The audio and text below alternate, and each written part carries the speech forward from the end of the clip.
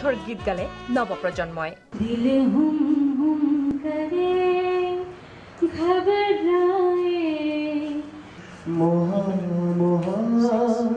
নগৰীতে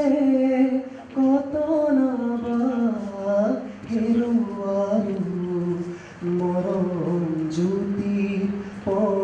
আমাৰ ভূপেন দা সিজন 4 লৈ ব্যাপক সঁহাৰি তিনিটাকৈ বৰ্ষৰ অভূতপূৰ্ব সফলতাৰ পিছত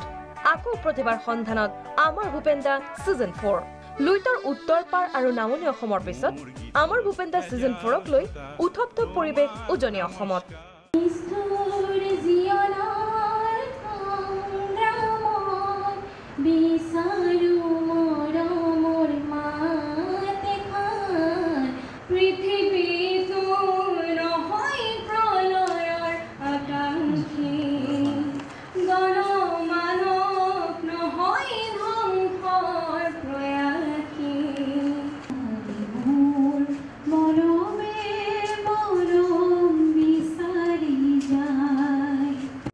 ডিব্ৰুগড়ৰ পিছত দেওবাৰে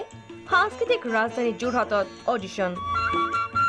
যোৰহাট থিয়েটাৰ হলৰ প্ৰাংগণত পুৱাৰে পৰা এইদৰে ভিৰ কৰিলে বিভিন্ন স্থানৰ পৰা অহা প্ৰতিযোগীয়ে সকলোৰে লক্ষ্য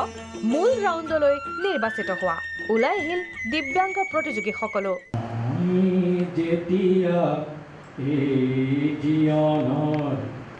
মায়া